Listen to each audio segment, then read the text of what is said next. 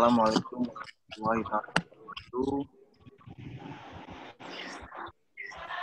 Selamat malam seluruh kader di cabang Nusantara, khususnya para instruktur cabang dan tingkat sekalian.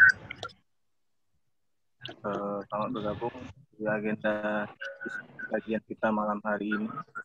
Yang mana malam hari ini kita akan membahas dengan tema relevansi kesadaran HMI di era digital. Abanda kita Daniel Iskandar Yusuf selaku CEO founder Millennial First. Sebelum kita diawali, mari sama-sama kita buka ini akan nafas. Bismillahirrahmanirrahim. Selanjutnya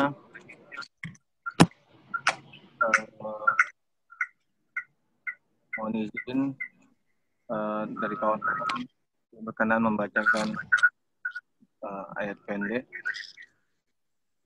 Ada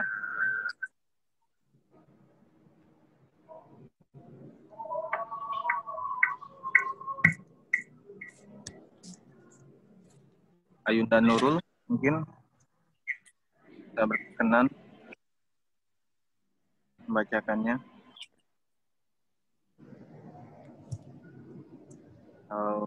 Kita sekaligus kita cari tilawahnya, Yun.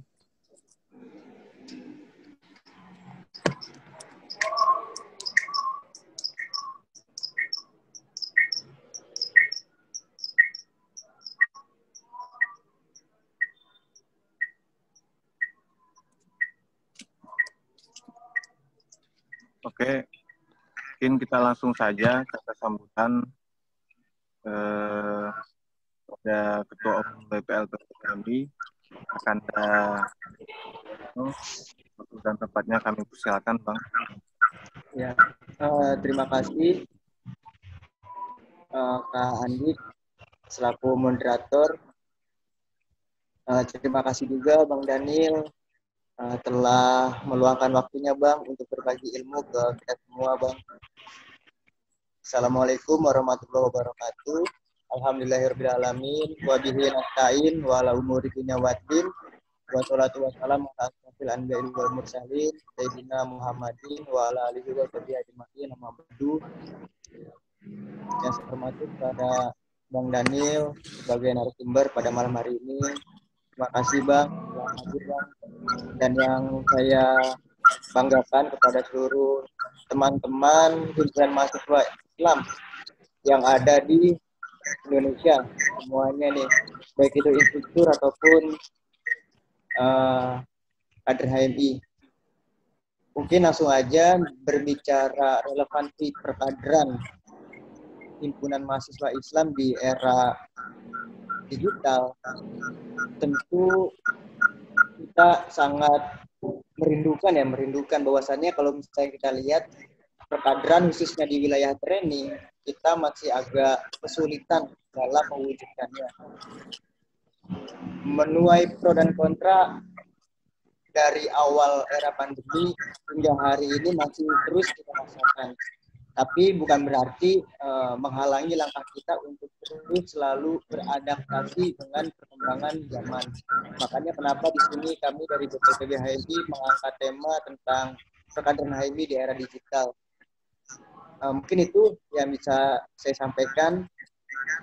Terima kasih. Saya kembalikan ke moderator. Wassalamualaikum warahmatullahi wabarakatuh. Waalaikumsalam warahmatullahi wabarakatuh. Terima kasih kepada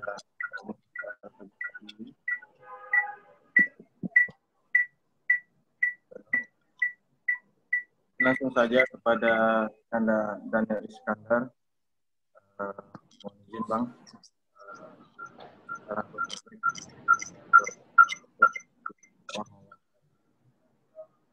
Dengan tema relevansi perkaderan HMI di era digital. Dan tepatnya kami persilakan Bang.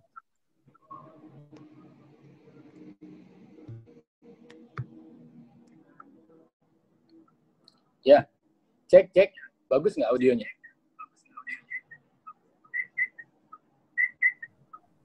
Bagus. Oke ya. Bismillahirrahmanirrahim. Assalamualaikum warahmatullahi wabarakatuh. Selamat malam, teman-teman. BPLPB HMI, Mas Cahyono, dan teman-teman BPLPB HMI, terus instruktur-instruktur, teman-teman kader. Ini kader instruktur semua atau ada yang belum instruktur? Mas Cahyono? Campur, Bang, campur. Ada yang instruktur sama non-instruktur, Bang. Oke, enggak. Ada yang LK2 atau LK1? Ada, Bang. Mana? Ada juga, Bang. Oh, yang LK1 juga banyak?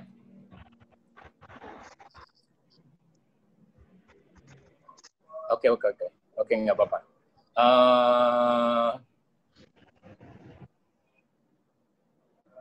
Kita mulai dari mana ya? Dari tema mungkin, dari perkaderan HMI di tengah era digital. Relevansi. Saya sebenarnya nggak akan terlalu panjang, mungkin pengantar aja, pemantik lah untuk bahan refleksi kita atau bahan evaluasi kita terhadap perkaderan HMI. Makanya tadi saya tanya kalau nggak semua instruktur, jadi nanti mungkin bisa jadi bahan juga buat teman-teman yang belum jadi instruktur. Terutama nanti pemantik untuk urusan evaluasi atau refleksi terhadap perkaderan HMI selama ini. Perkenalkan semuanya, saya Daniel, HMI Cabang Kota Bogor dulu, LK1 2008, LK2 2010, LK3 2013, SC saya 2011, aktif di HMI sejak 2008 sampai 2016 mungkin terakhir ya. Aktif di perkaderan 2011, selesai SC sampai 2016, kurang lebih 5 tahun lah belajar di training ke training. Secara umum saya pengen mantik aja, pengen apa namanya kalau begitu, pengen ngasih bahan buat berpikir lah, kira-kira gitu, mudahnya. Bahan buat berpikir buat para instruktur, pegiat perkaderan HMI. Kalau lihat tema kan relevansi perkaderan HMI di tengah era digital. Kita define dulu, kita bikin definisi dulu apa itu perkaderan, terus apa itu era digital, terus bagaimana kita mencari relevansi atau menemukan relevansi antara perkaderan HMI di era digital. Tentu nggak perlu terlalu panjang cerita kalau ngomongin perkaderan HMI, bahwa perkaderan itu kalau belum berubah ya, saya dulu belajar di LK1, LK2, SC, LK3, bahwa perkaderan itu untuk menciptakan atau untuk membangun sebuah ruang di mana kader HMI atau mahasiswa atau kader HMI itu terbina di dalamnya. Jadi perkaderan itu ingin menciptakan satu man of future katanya. Kalau baca pedoman perkaderan dulu, manusia masa depan. Jadi perkaderan HMI bukan sekedar ruang aktivitas, bukan sekedar ruang belajar, tapi perkaderan itu juga ingin menjadi sebuah ruang yang manusia bertransformasi di dalamnya. Nah, kita mengenal tentu tujuan dari HMI, insan cita. Ada 5 di situ, insan akademis, pencipta, pengabdi, bernafaskan Islam, bertanggung jawab, dan seterusnya. Itu perkaderan. Tentu HMI punya masa lalu atau sejarah atau kolektif memori lah. Memori kolektif yang panjang ya, sejak Ayahanda Lafran mendirikan tahun 1947 sampai hari ini. Kurang lebih 70 sekian tahun. Dari kolektif memori itu, dari sejarah yang panjang itu, tentu HMI punya cara-cara, metode-metode yang khusus untuk dilakukan di dalam perkaderan ketika dibandingkan dengan organisasi-organisasi lain. Juga di dalamnya, dalam cara-cara dan metode itu ada value, ada nilai-nilai. Ada bahasa agak kerennya sistem value atau sistem nilai.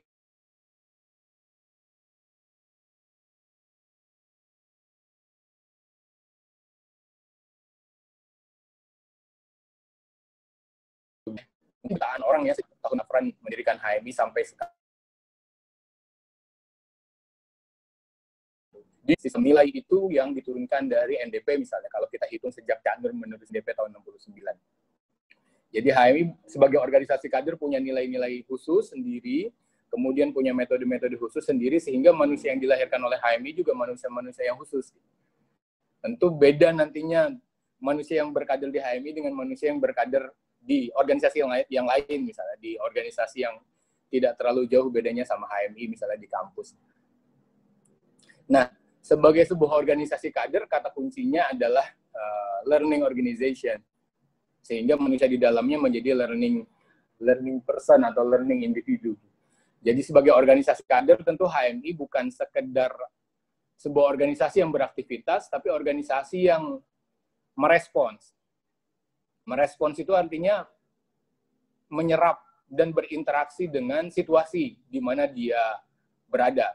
Di tahun 47, Ayahanda Lafran tidak tiba-tiba dapat ilham atau dapat inspirasi untuk bikin HMI, misalnya mendirikan HMI.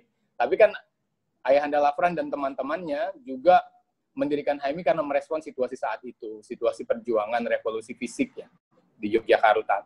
Juga setelahnya Pak D. Dahlan, Warnowi Harjo, terus Ahmad Tirta Sudiro, kemudian Cak Nun di tahun 60-an, kemudian Asas Tunggal di tahun 85-86, kemudian di masa reformasi 97-98 sampai sekarang, HMI tidak hidup di ruang sendiri gitu. Dia hidup di ruang yang real, ruang yang konkret, ruang yang dimana HMI tidak bisa melepaskan diri dari situasi itu.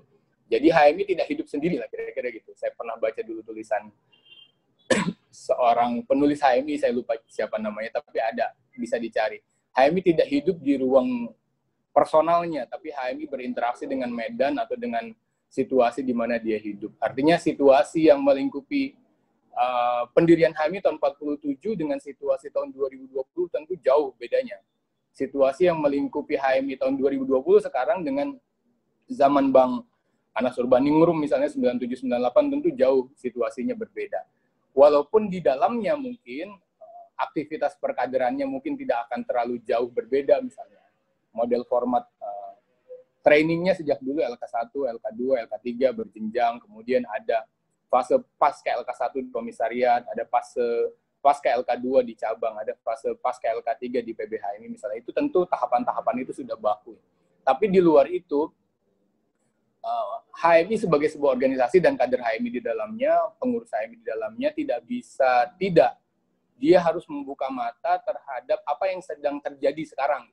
Apa yang sedang, di tema kita sebut relevan. Apa yang sedang relevan di tahun 2020. Apa yang relevan di tahun 47 ada agresi militer Belanda. Apa yang relevan di tahun 63, 64, 65, 66, konflik politik antara HMI, PKI, dan lain-lain, sehingga banyak buku menulis soal itu. Apa yang relevan di tahun 98, reformasi. Apa yang relevan di tahun 2020, selama kurang lebih 5-10 tahun terakhir, yang relevan adalah, kita sama-sama tahu, ada revolusi digital.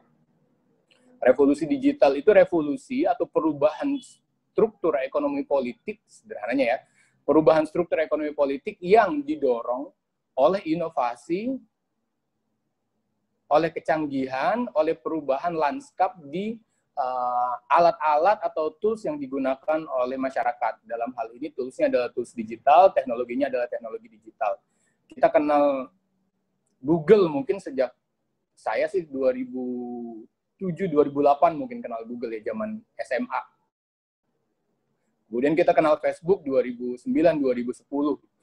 Google, Facebook, kemudian kita kenal smartphone yang kita sekarang gunakan, hampir semua orang menggunakan, Android, terus yang Apple, tentu yang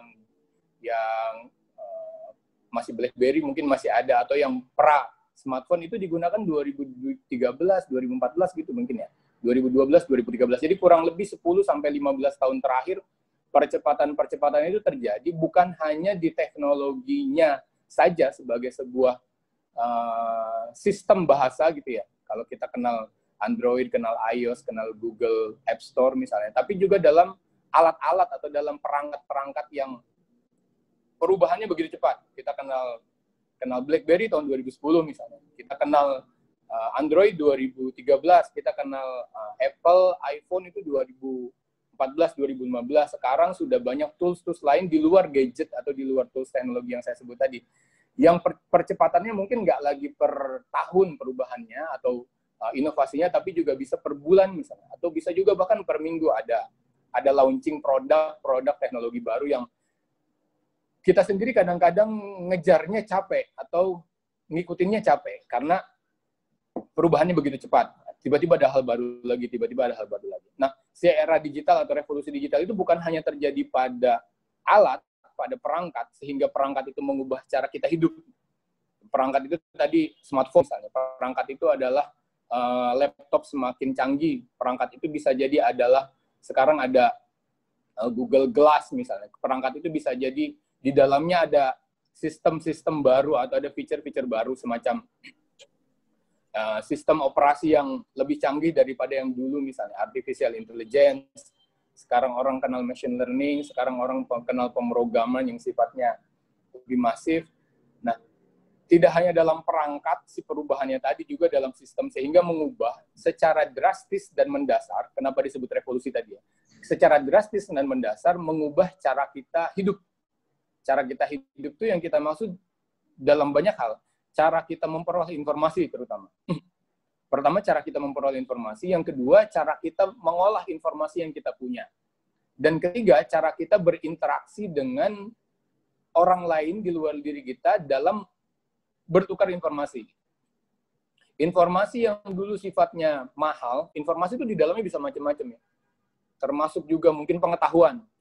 Termasuk juga mungkin wawasan di dalamnya, termasuk juga mungkin berita dan segala macam. Dulu kita mendapat informasi secara sulit gitu ya, karena perangkatnya belum demokratis seperti sekarang. Belum semua orang pegang tools yang bisa digunakan untuk memperoleh informasi. Dulu informasi mahal sehingga orang-orang yang memegang informasi itu bisa jadi elit di dalam masyarakat. Dulu misalnya orang yang punya ilmu tentang ilmu politik misalnya, atau ilmu tentang strategi dan taktik misalnya kalau di HMI kita kenal, itu terbatas, tergantung siapa yang ikut LK3 atau ikut LK2, dia baru punya materi tentang Ideopol-Stratak misalnya. Sekarang materi Ideopol-Stratak bisa sangat mudah sekali didapatkan atau dibaca oleh kader-kader HMI yang baru lulus LK1, 1 minggu, 2 minggu. Dia bisa cari di Google, dia bisa baca blog, dia bisa baca PDF yang dulu mungkin bisa dibacanya oleh senior-senior di HMI. Dulu mungkin kita pengen baca bukunya Cak Nur itu nyari, zaman saya masih kader komisariat 2009, 2010, nyari buku Cak Nur itu harus di toko buku yang langka gitu. Wah, bukunya juga mahal, harganya 200.000, 300.000, nggak bisa beli kita dulu. Sekarang 1 bulan, 3 bulan terakhir paling nggak beredar PDF Cak Nur, buku Cak Nur yang bahkan koleksinya lengkap gitu. Jadi informasi tentang pengetahuan yang disampaikan oleh Cak Nur dalam buku-bukunya, Islam Doktrin Peradaban, Islam Keindonesiaan dan Kemodernan, itu yang dulu sifatnya sulit didapat, mahal gitu karena mungkin belum ada PDF-nya, sekarang bisa sangat mudah. Gitu. Jadi pengetahuan itu atau informasi itu yang dulunya mahal sekarang begitu demokratis, begitu terbuka, begitu bebas didapatkan oleh orang-orang. Itu tentu mengubah cara kita mendapatkan informasi.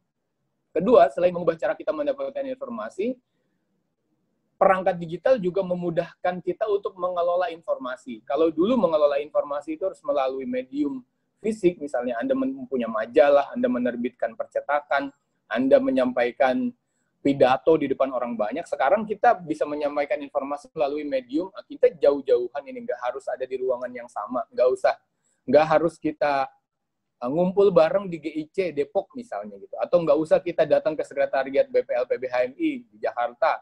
Teman-teman dari berbagai daerah bisa dengar nih, bisa ngomong, bisa diskusi di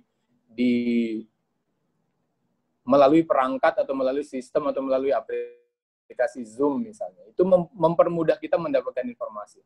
Dampaknya dari kemudahan kita mendapat informasi dan mengelola informasi adalah informasi menjadi semakin tidak bernilai. Karena dia nggak lagi mahal, murah, terjadilah yang disebut dengan, kalau orang sering sebut revolusi digital itu menghasilkan disebut disrupsi gitu ya. Disrupsi itu apa ya, gangguan lah sederhananya. Atau disrupsi itu mengubah secara drastis lembaga-lembaga formal seperti sekolah, seperti pemerintahan, seperti perusahaan-perusahaan menjadi harus ditantang oleh aplikasi-aplikasi baru atau platform-platform baru. Nah, disrupsi itu si revolusi digital bukan hanya melahirkan disrupsi, gangguan-gangguan itu juga melahirkan yang disebut dengan abundance. Kalau teman-teman pernah baca, abundance itu kira-kira dalam bahasa Indonesianya keberlimpahan. Keberlimpahan itu kira-kira mudahnya adalah pengetahuan yang dulunya mahal, sulit, harus bertahun-tahun, harus bayar mahal di sekolah-sekolah mahal, lembaga kursus mahal, sekarang bisa didapatkan secara gratis dengan hanya modal kuota internet dan perangkat yang Anda punya. Misalnya, teman-teman pengen belajar soal bisnis administrasi gitu di sebuah kampus atau di perguruan tinggi yang bonafit. Sebutlah misalnya perguruan tinggi yang bonafit itu adalah MIT misalnya di Amerika atau Harvard di Amerika. Dengan mudah sekarang buka Google, cek kursus online business development atau bisnis administrasi di Harvard atau di MIT, ada kelas-kelas khususnya. Kalau dulu harus apply beasiswa ke Amerika untuk bisa mendapatkan kuliah bisnis atau kuliah kepemimpinan dari dosen-dosen hebat di Amerika, sekarang Anda tinggal punya gadget, punya laptop, punya kuota internet, bisa daftar di situ, bisa register di kampus paling bonafit, walaupun tentu tidak sebagai mahasiswa statusnya, tapi sebagai orang yang bisa mengikuti kursus atau kuliah secara gratis. Bisa. Bahkan banyak sekarang platform teknologi, edutech itu, kalau di Indonesia kita kenal misalnya Ruang Guru, Skill Academy, Sekolah.mu, terus Pijar Mahir, banyak sekarang. Di luar yang sifatnya berbayar ya kalau di Indonesia. Kalau di luar sudah banyak sekali kursus-kursus atau kuliah-kuliah, program-program yang bukan hanya Zoom seperti ini, bahkan sampai 1 semester Anda bisa belajar menjadi seorang desainer produk misalnya, atau menjadi seorang CEO di sebuah perusahaan. Ada kurikulumnya selama 6 bulan, selama 1 tahun, dan itu gratis. Itu disebut dengan keberlimpahan, gitu. Keberlimpahan informasi dan pengetahuan. Tidak lagi sulit. Nah, apa dampaknya terhadap organisasi yang mengandalkan pengetahuan seperti HMI, organisasi kader seperti HMI? Mungkin kalau HMI tidak punya tawaran atau tidak punya sesuatu yang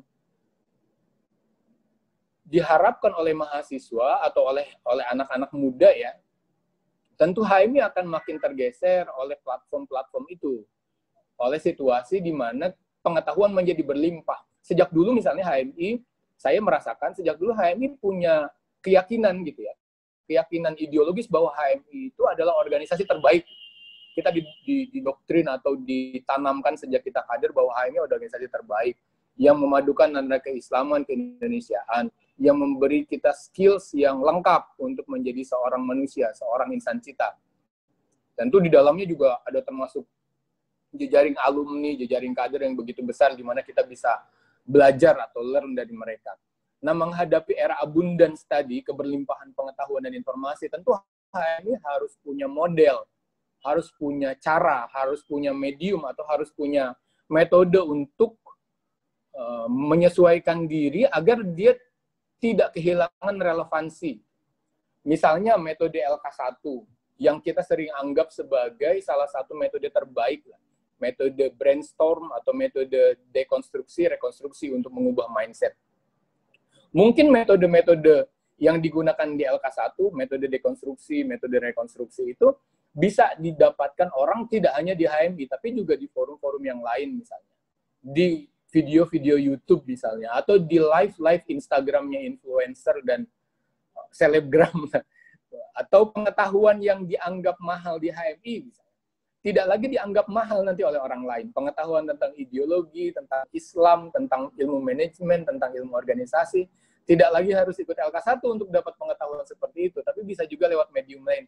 Yang kalau dulu kita bisa bilang HMI unggul karena kita bisa melakukan sesuatu yang tidak dilakukan kampus, karena kampus hanya berurusan dengan administrasi dan mata kuliah, sekarang yang didapatkan oleh teman-teman mahasiswa di YouTube, di live IG, atau di forum-forum, atau di platform-platform belajar tadi, bisa menandingi atau bisa bahkan lebih baik daripada HMI, sebagai modal bagi mereka untuk beraktivitas setelahnya.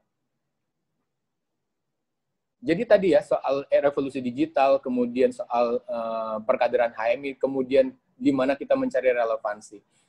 Ini pemantik aja, nanti kita diskusi ya. Saya pengen share 2 slide. Slide ini di-share, ini kelihatan nggak ya? Gede nggak? Sebagai bahan untuk diskusi aja. Kelihatan nggak ya? Kelihatan ya? Cukup kelihatan di handphone kayaknya. Ini slide yang, ini gambar sebenarnya bisa teman-teman dapat juga di Google. Kalau belum tahu, mungkin ada yang udah tahu, World Economic Forum. World Economic Forum itu salah satu event tahunan di Davos, di Swiss, yang menjadi salah satu acuan bagi negara-negara, bagi pemerintah-pemerintah, bagi perusahaan-perusahaan, bagi institusi-institusi di seluruh dunia. Tentang tema-tema apa atau pengetahuan apa yang relevan di masa kini. Misalnya istilah revolusi 4.0 atau revolusi tahap keempat, itu pertama kali dituliskan oleh pendirinya World Economic Forum, Klaus Schwab namanya.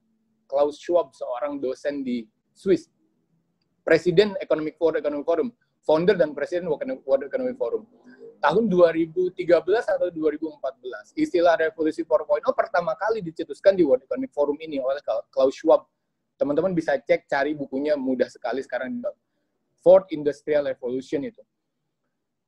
World Economic Forum adalah salah satu forum yang pertama kali mengenalkan soal revolusi 4.0. Dan di gambar ini yang saya share, World Economic Forum bikin laporan di tahun 2019 tentang skills apa yang relevan atau skills apa yang penting untuk dimiliki oleh warga dunia. Tahun 2022, 2 tahun lagi. Di antara skills itu, 10 di kiri itu yang sedang berkembang, 10 di kanan itu yang sedang decline, sedang menurun. Kalau dicek misalnya, kita boleh bangga lah sebagai anak HMI. Skills dari 10 skills yang dianggap oleh World Economic Forum sebagai skills yang relevan itu, 1, analytical thinking dan inovasi, 2, pembelajaran aktif dan pembelajaran strategis, 3, kreativitas, originalitas dan inisiatif, skill keempat itu desain teknologi dan programming teknologi. Kemudian skill kelima itu berpikir kritis dan analitis. Skill keenam itu complex problem solving. Complex problem solving itu kira-kira penyelesaian problem masalah yang kompleks. Skill ketujuh itu leadership dan social influence, pengaruh sosial. Skill kedelapan itu emotional intelligence. Skill kesembilan itu reasoning, problem solving, dan ideation. Skill ke-10 itu sistem analisis dan evaluasi. Saya mau tanya sama teman-teman yang instruktur dan kader HMI yang malam ini ada di Zoom meeting ini, di mana di antara 10 skills yang dianggap oleh World Economic Forum sebagai skills yang paling penting di tahun 2022 yang tidak diajarkan di HMI? Yang growing ini, yang sebelah kiri. Justru yang kanan, yang declining, yang sedang menurun, di HMI tidak diajarkan. Yang kiri misalnya, analytical thinking dan inovasi. Berpikir analitis, berpikir secara mendasar, berpikir dengan menurunkan tema-tema besar menjadi tema-tema yang sifatnya khusus. Itu kan diajarin sejak komisariat, diajarin sejak Anda LK1. Kedua, active learning dan learning strategis. Itu kan Anda pasti dapat di LK1, bahwa pembelajaran di HMI itu bukan pembelajaran pasif, tapi pembelajaran yang sifatnya aktif. Di forum-forum, di materi-materi HMI di LK1, peserta itu bukan disuruh mendengar, tapi disuruh bicara. Disuruh secara aktif menimpali, atau bahkan mengkritik dan melawan pendapatnya pemateri, misalnya. Sejak LK1, skills ini ditanamkan. Skill ketiga, kreativitas, originalitas, dan inisiatif. Ini bahkan sejak LK1 dan bahkan sejak kader komisariat, kreativitas itu ditanamkan, diajarkan. Kita diminta untuk menciptakan sesuatu yang bahkan belum ada gitu. Anak komisariat itu suruh menciptakan, membayangkan sesuatu yang kita sendiri belum mengalaminya. Bahkan orang lain belum berpikir tentang sesuatu itu. Originalitas, setiap kader di komisariat tentu diberi ruang untuk mencari dirinya sendiri, untuk mencari otentisitas keaslian dirinya sendiri. Inisiatif jelas diminta oleh komisariat dan LK1 sejak kita LK1 diajarkan.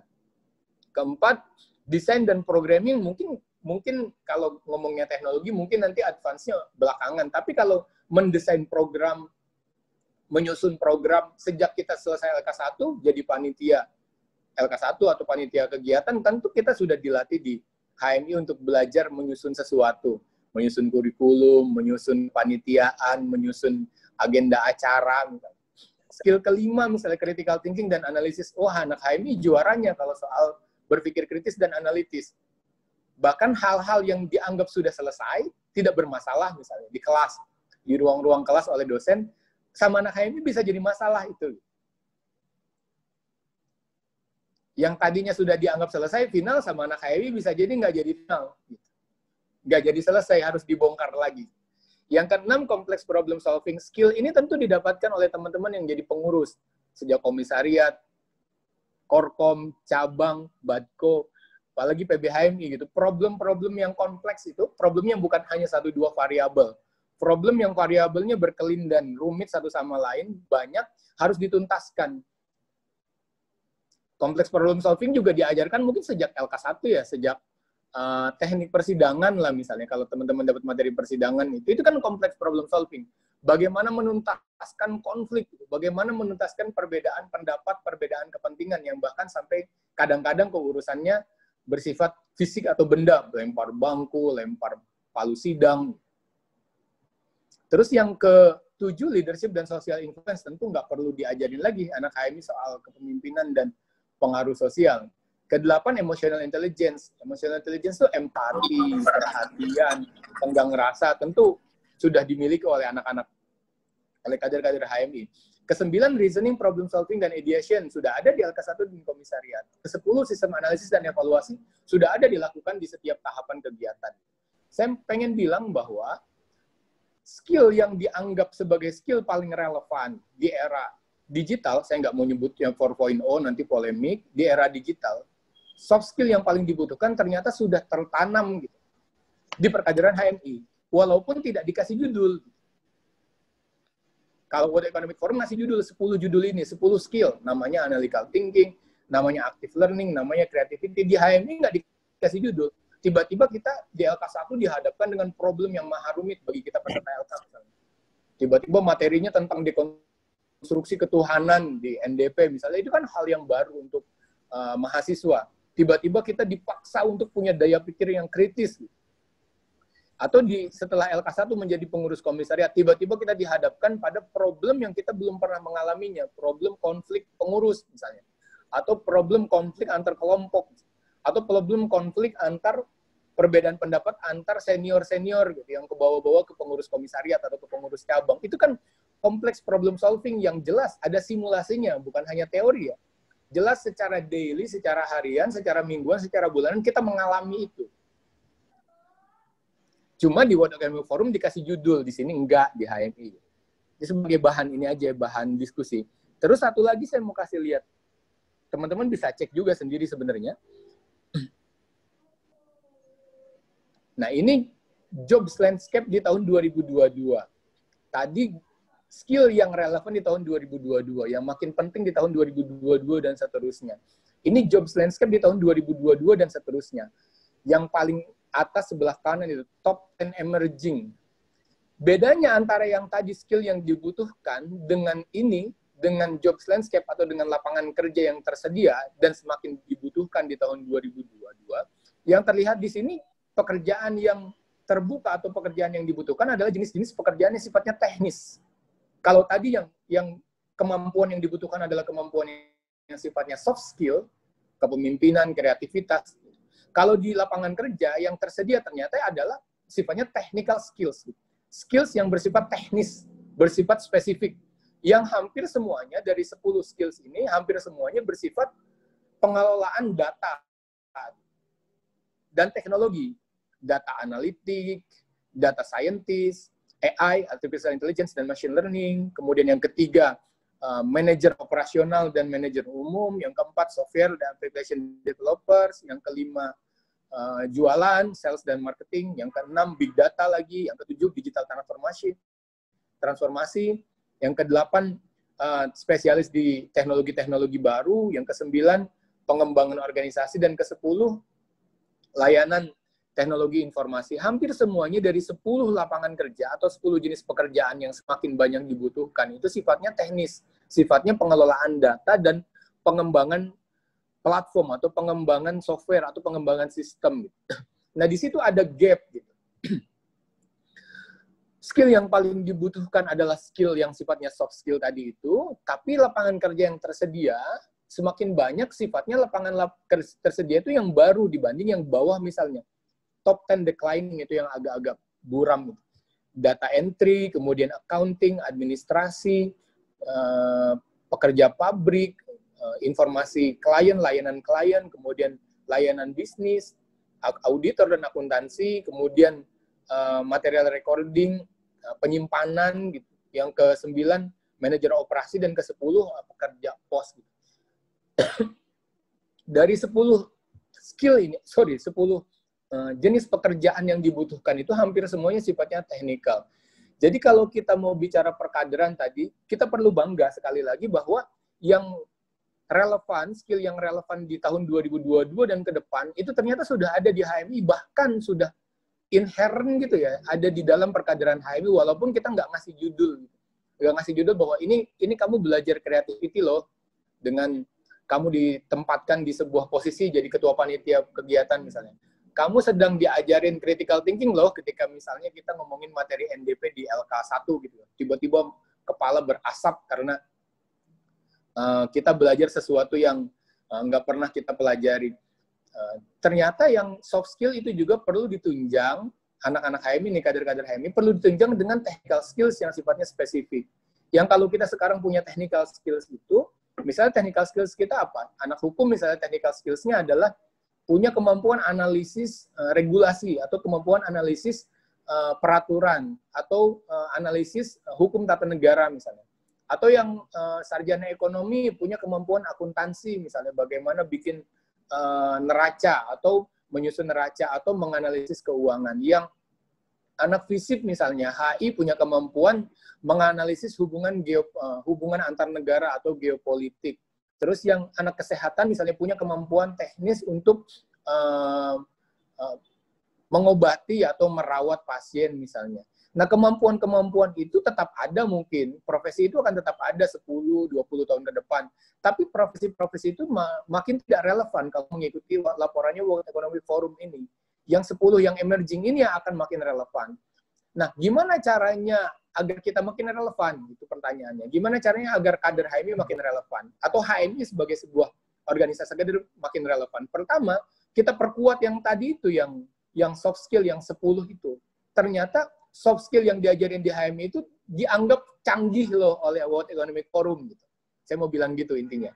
Canggih yang kita lakukan itu canggih. Cuma kita belum bikin itu menjadi sebuah sistem yang baku, yang tersistematis dan terukur.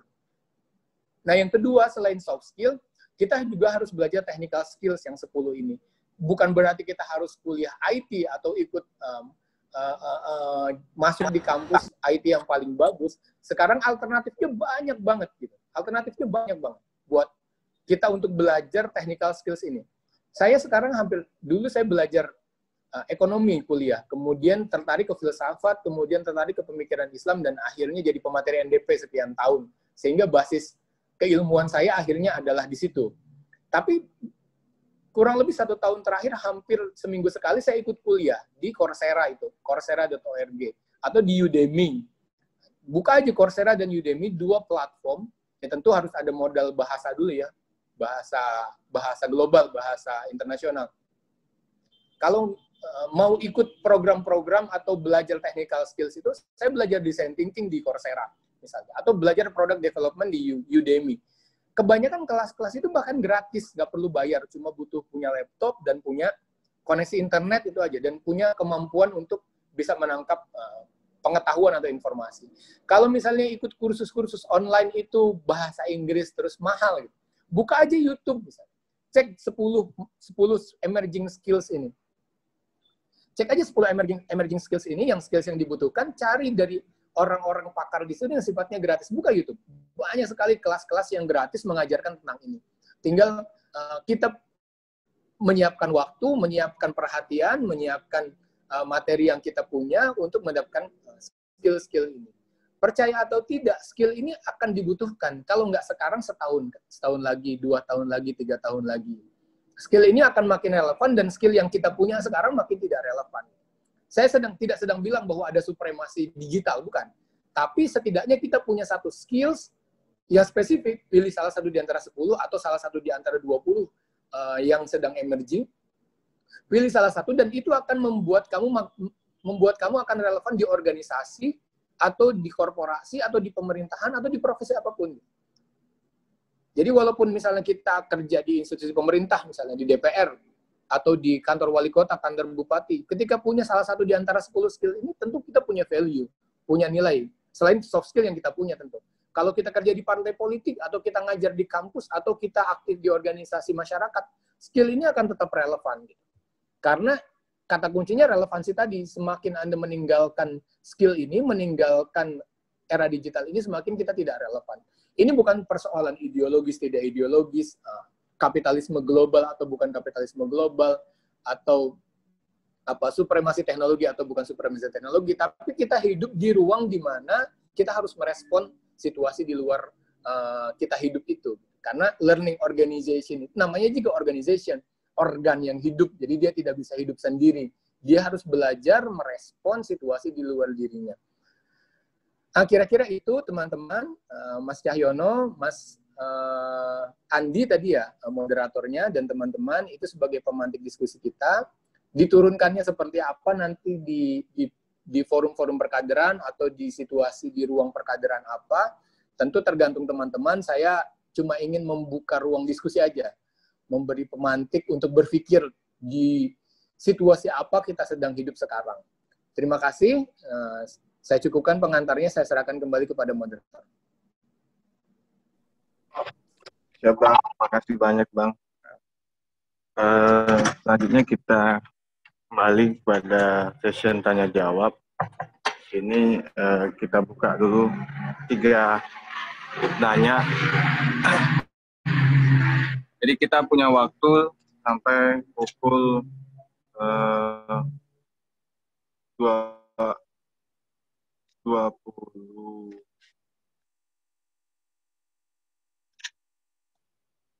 Kita punya waktu sampai pukul 21.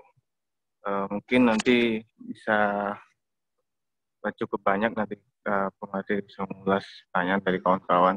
Silakan bagi yang ingin bertanya bisa mengangkat hidupkan voice-nya, ya kan? Karena chat kita lagi belum bisa ini oleh server.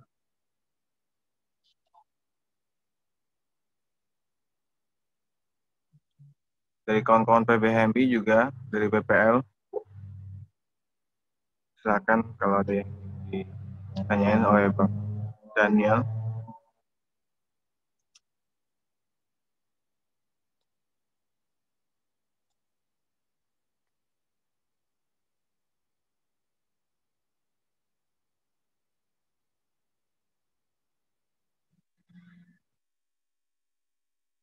Bang Andri dari cabang Solok, mungkin ada yang mau ditanyain?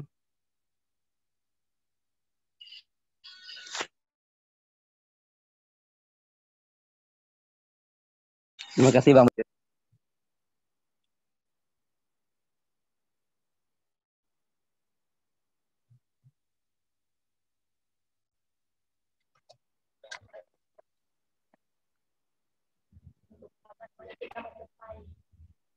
Mas Andik, saya boleh masuk Mas Andik bertanya? Ya, izin tuh.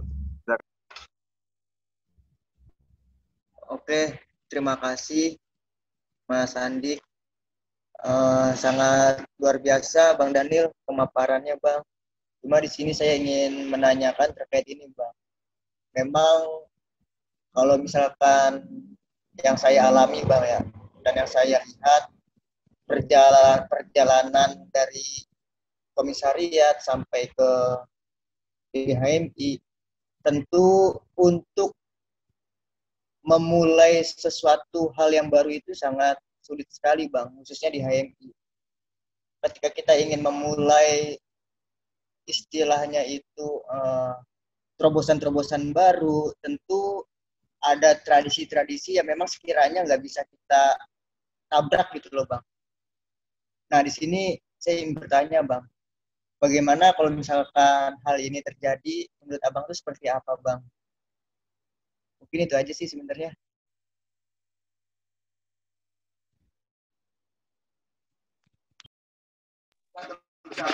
Ya, silakan bagi teman-teman kader yang lain.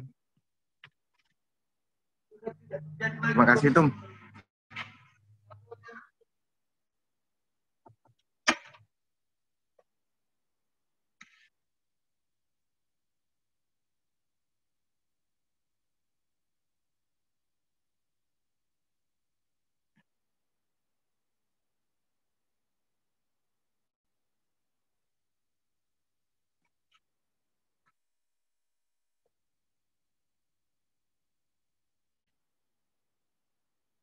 Oke Bang, mohon izin Bang Daniel, sambil kita nunggu teman-teman yang ingin nanya, mungkin langsung aja Bang direspon dulu Bang yang pertanyaan dari Ketum.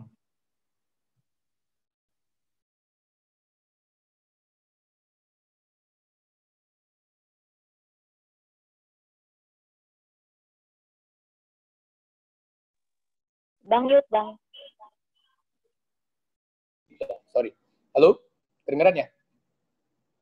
Oke. Oke. Maksudnya kalau kita bicara soal pembaruan atau perubahan sesuatu di sebuah organisasi yang besar, itu nggak cuma HMI gitu. Kalau kita ngomongnya soal pembaruan dan organisasi besar, itu gue terjadi di negara misalnya, negara pemerintah, negara republik misalnya, ini kan ngomongnya soal reformasi aparatur misalnya, atau reformasi birokrasi, atau reformasi undang-undang, selalu bicaranya soal pembaruan. Jadi problem soal organisasi besar yang sulit berubah itu bukan hanya problem HMI, tapi problem banyak organisasi negara misalnya, organisasi-organisasi besar, kampus-kampus besar, dan tidak ada resep umum gitu, resep yang general. Misalnya Mas Cahyono tadi nanya, gimana kalau kita bikin perubahan ternyata kita harus berhadapan dengan tradisi. Tentu tradisi itu tentu penting ya, tradisi itu penting. Nilai-nilai sejarah, kolektif memori yang ada di HMI itu tentu penting. Tapi perubahan situasi yang sedang kita hadapi sekarang juga penting buat direspon gitu. Di mana titik temunya atau di mana titik tengahnya di antara tradisi yang kita banggakan dengan hal-hal baru yang kita terima. Saya dulu pernah pesantren, terus ada kaidah dalam usul fikih itu yang selalu dipakai oleh teman-teman santri, atau ya sekarang NU sering ngomongin soal itu. Kaidahnya namanya al-muhafazatu ala qadimis sholih wal akhdhu bil jadidil aslah. Jadi populer sekali di NU. Al-muhafazatu ala qadimis sholih itu artinya yang baik-baik dari tradisi, yang baik-baik dari tradisi, dari masa lalu, dari sejarah, itu dipertahankan. Wal akhdhu bil jadidil aslah, yang lebih baik dari yang baru itu diambil. Mana yang baik dari yang dimiliki HMI misalnya, tadi saya sudah sebut misalnya gambaran umumnya 10 soft skills yang dibutuhkan di tahun 2022, itu ada semua di HMI. Berarti itu yang perlu diperkuat tuh. Critical thinking, creativity, innovation, complex problem solving, leadership, dan segala macam. Teman-teman bisa lihat sendiri, cek aja di situs pencarian di Google. Itu perlu kita perkuat lagi, si soft skill itu, si keterampilan hidup itu perlu diperkuat lagi.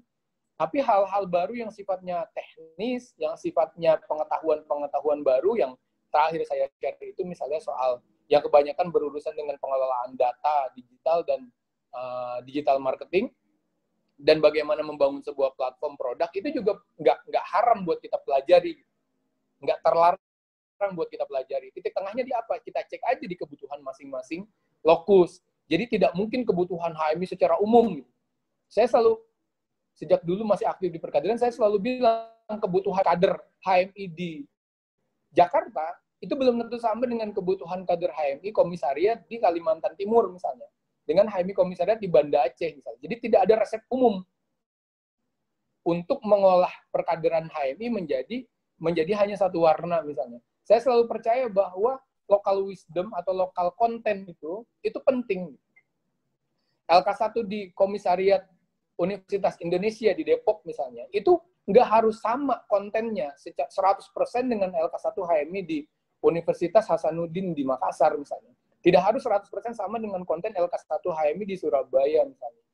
Value-nya mungkin sama, value-nya, nilainya, NDP misalnya, tentang ketuhanan, tentang kemanusiaan, tentang keadilan sosial, tentang sejarah HMI-nya, terus tentang KMO-nya, tentang mission-nya mungkin sama, tapi cara menyampaikannya, lokal kontennya, kebutuhan masing-masing komisariat dan kampusnya tentu nggak harus sama. Metode penyampaiannya, jumlah harinya LK1, jumlah harinya LK2, jumlah harinya LK3, tentu nggak harus universal sama berlaku di semua cabang dan komisariat. Saya punya pendapat begitu sejak dulu.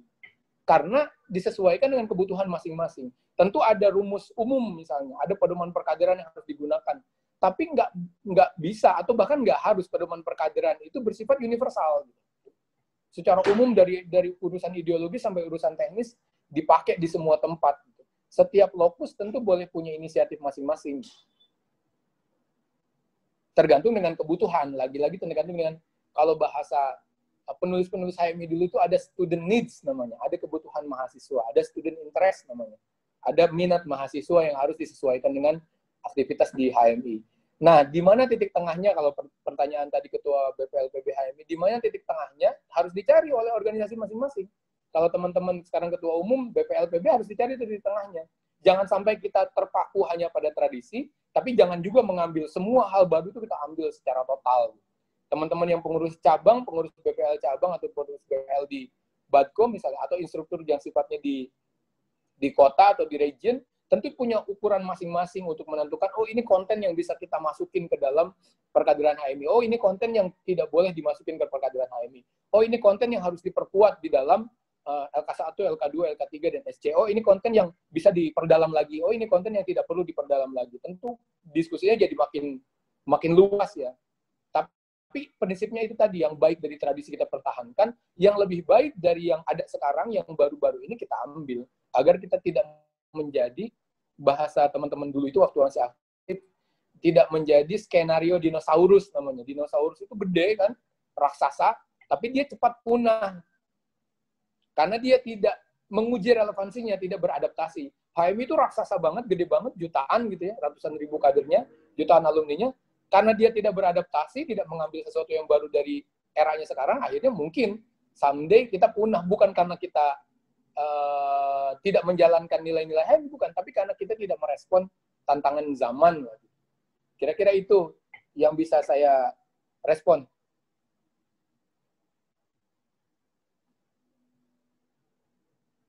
Silakan Mas Moderator. Ya.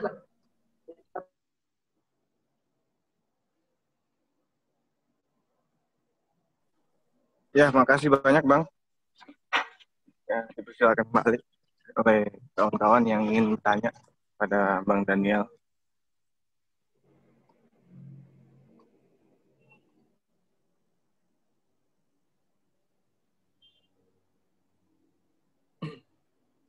Silakan bertanya aja, levelnya komisariat atau levelnya cabang, silakan buat jadi bahan diskusi. Ya, silakan kawan-kawan langsung aja kenalan dari cabang mana, komisariat mana.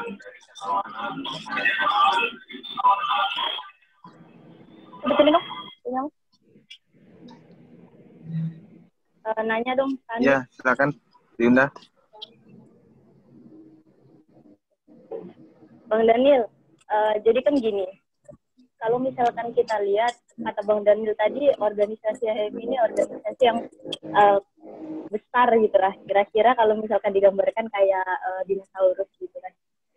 Tapi kenapa HMI ini nampak nggak menarik? Apakah analisis abang aja gitu? Apakah pemasaran kita yang kurang baik? Kalau misalkan kita lihat dari millennial face yang sering abang kerjakan gitu, yang sering abang adakan, itu lebih menjual gitu dibandingkan HMI gitu. Misalkan kita open recruitment gitu, itu paling yang ikut maksimal kalau misalkan di tempatku gitu ya Bang, itu paling 30, 40 gitu. Sementara ketika abang ngadain milenial, pasti itu bisa ribuan orang gitu loh datang dan menarik gitu. Apakah sebenarnya apa ya? Kita udah nggak menarik lagi, atau emang cara menjual kita yang kurang menarik gitu Bang. Gitu Bang. Pertanyaan Bang. bagus. Ya, Siapa namanya? dijawab dulu Bang dari Nurul. Nurul Bang. Siapa namanya terus di mana? Nurul. Oh, Nurul. Jakarta Yep. Nurul ya? Iya Bang, tadi habis ketemu Abang. Ya, sebenarnya pertanyaannya bisa kamu jawab sendiri. Gitu. Kenapa HMI menurut kamu tadi kurang laku, sedangkan Millennial Fest laku? Saya sedang bicaranya sebagai CEO Millennial Fest kalau gitu. Saya nanya balik sama Nurul, kan Nurul masih aktif di HMI, saya sekarang di Millennial Fest. Saya mau nanya sama Nurul, kenapa saya bikin program laku? Kenapa kamu bikin program nggak laku?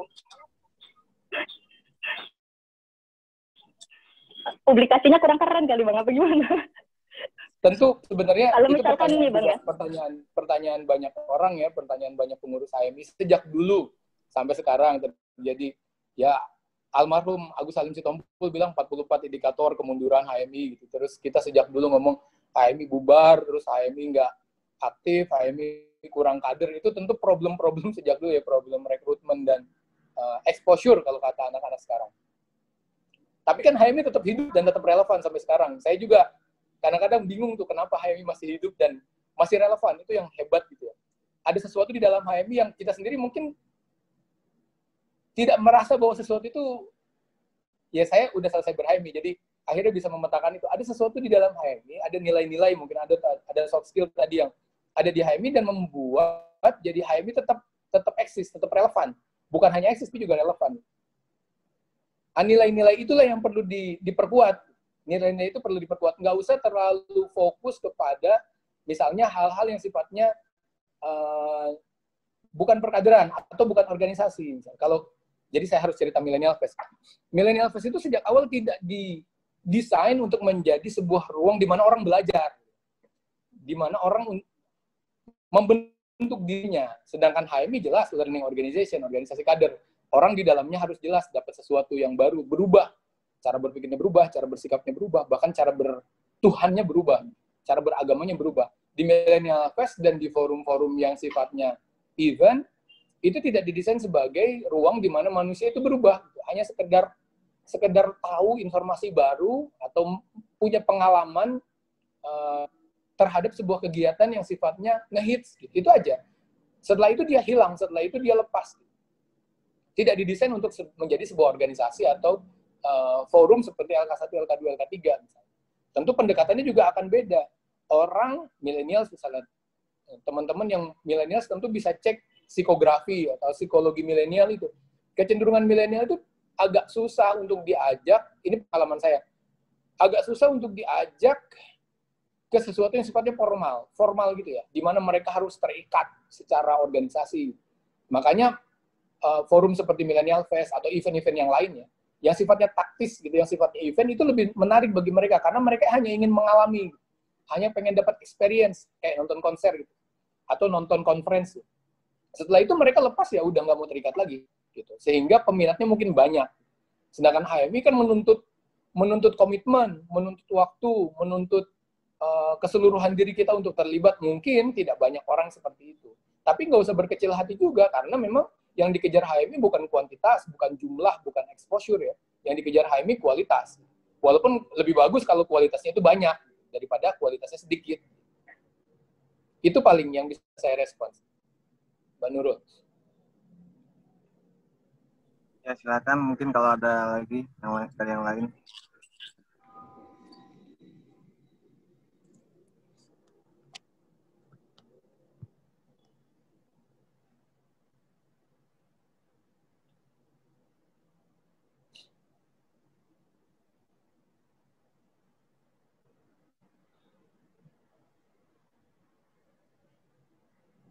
Silakan. Ayo kawan-kawan, kita sharing, nggak apa-apa. Yang kaku betul dengan abangnya nggak gigit. Ya Bang, mohon izin dulu Bang sambil kita kembali dengerin pertanyaan dari teman-teman kan. Saya juga termasuk yang ikut mempraktikkan Bang konsep dari abang ya. ini sharing ya Bang. Jadi Silakan. Di Bengkulu saya mencoba mengambil konsep itu dan mempraktekannya Bang. Jadi kalau misalnya Abang kemarin di 2018 agenda konsepnya dengan banyaknya event dan ada diskusi dengan para narasumber yang lain. Saya coba buat juga dengan hal yang serupa sih Bang. Cuma segmennya lagi yang harus diperhatikan kalau menurut saya. Misalnya kalau di sana sudah dapat ya kan teman-teman tanya ya kan, kalau di sini paling banyak yang masih belum ini Bang, masih belum mengenal. Misalnya kalau kita buat diskusi di kedai-kedai ya kan, warung-warung kopi ya kan, jadi mereka tuh kayak terlalu berat kayak gitu. Kalau saya lihat di situ tinggal banyak tuh kemasannya kayak gitu kan, kemasan diskusinya kan. Kalau misalnya dia bicara kebangsaan, dia malah pada ini ngomongnya politik betul gitu katanya. Nah, paling disitulah kami bisa memulainya kalau di sini Bang. Saya coba bikin juga Bang kemarin, coba ya kan. Silakan dari kawan-kawan.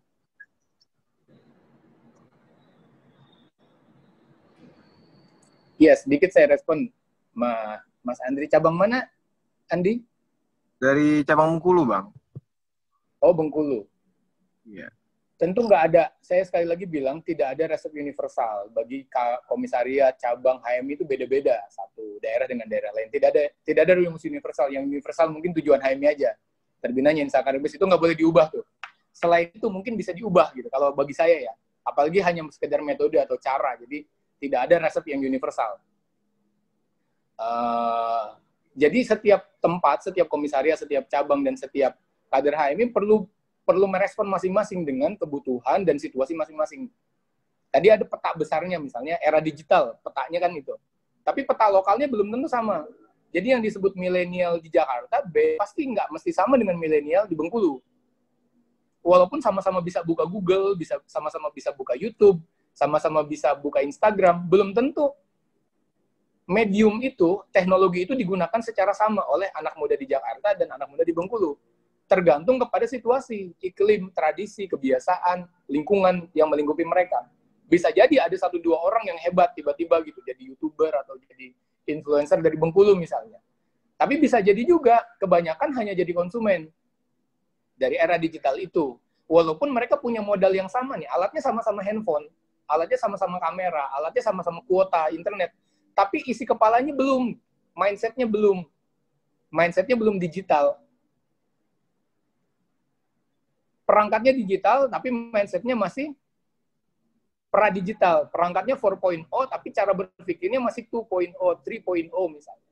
Nah, itu penting. Jadi, saya tidak sedang bilang bahwa misalnya kuliah-kuliah online itu penting secara umum gitu ya. Tetap harus ada model pembelajaran interaktif. Pembelajarannya sifatnya interaksi. Model LK1 itu mungkin kalau dalam pikiran saya tidak mungkin bisa diganti dengan metode-metode lain, misalnya LK1 lewat Zoom misalnya. Tentu misalnya NDP-nya nggak mungkin lewat Zoom, karena pasti dalam 5 menit selesai itu bubar kan. Nggak ada peserta yang mau ikut materi itu. Tentu misalnya materi NDP, materi Idiopol kalau di LK2, materi kalau di LK3 materi kepemimpinan itu tidak bisa diubah lewat sifatnya conference, karena interaksi itu yang utama. Gitu. Tanya jawab di antara pemateri atau narasumber di training dengan peserta itu yang utama.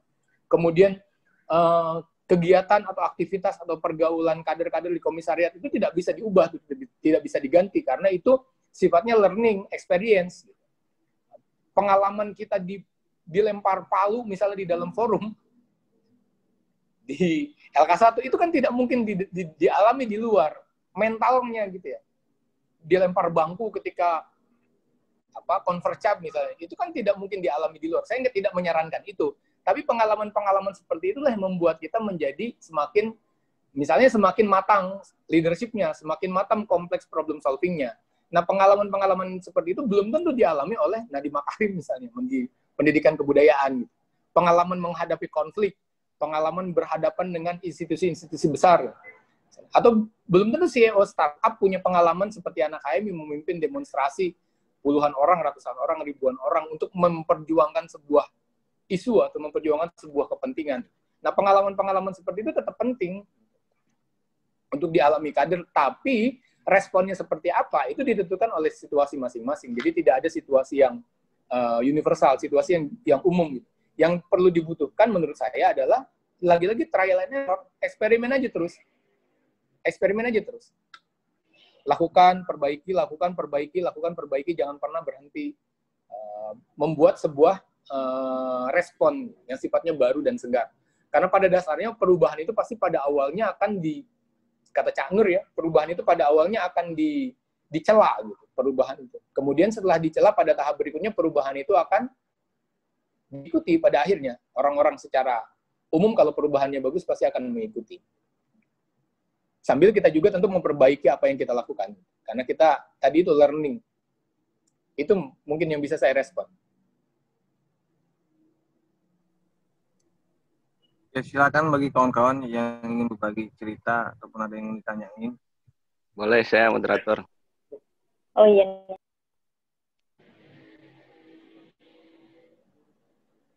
Saya moderator. Ya, silakan Bang. Oke, baik. Assalamualaikum warahmatullahi wabarakatuh. Izin memperkenalkan diri. Saya Yoga dari HMI Cabang Kota Bogor. Sebenarnya saya dari tadi mau bertanya, cuman wah pasti ending-endingnya dibalikin lagi karena posisi saya pengurus. Tapi ada beberapa pertanyaan yang sebenarnya tadi sedikit demi sedikit setelah Bang Daniel tadi merespon beberapa pertanyaan dari peserta itu juga terjawabkan apa yang saya mau tanyakan.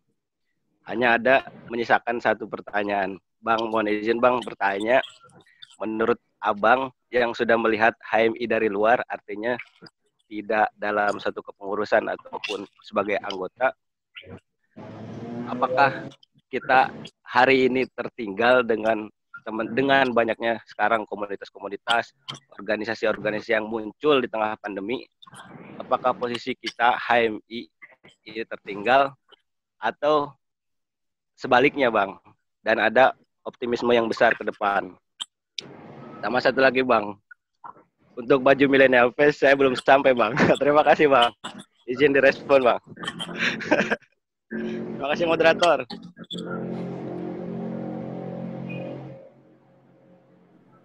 Enggak kembali. Silakan Bang. Ya, apa tadi pertanyaannya? Yang pertama poinnya. Pertanyaannya itu Bang, menurut Abang nih, yang sekarang sudah melihat HMI dari luar, artinya bukan lagi dalam kepengurusan HMI, bukan juga sebagai anggota biasa HMI, melihat HMI ini di tengah banyaknya komunitas yang muncul dan rame, terus organisasi-organisasi yang muncul di saat pandemi ini, apakah posisi HMI ini tertinggal atau terbelakang Bang? Atau sebaliknya Bang? Itu Bang. Kalau pertanyaannya personal ke saya, tentu jawabannya HMI itu paling canggih. Karena 90% mungkin dari pengetahuan, wawasan, kemampuan diri saya yang sekarang ini dibentuk oleh HMI. 80-90% gitu yang saya lakukan sekarang kalau teman-teman mengikuti ya di Millennial Fest, di Mariel Institute, di ICF, di beberapa inisiatif-inisiatif yang dibangun di Jakarta. Itu modalnya secara utuh dari pengalaman saya ber-HMI 2008-2016. Pengetahuannya, keberaniannya, mentalitas, dan segala macam. Terutama kemampuan untuk merespon balik situasi. Gitu. Learning-nya itu tadi. Kita tuh harus jadi manusia pembelajar gitu ya. Manusia pembelajar itu dalam pengalaman saya, interaksi dengan banyak teman-teman juga, tidak dibentuk di kampus. Sebab insting belajar itu tidak dibentuk di kampus.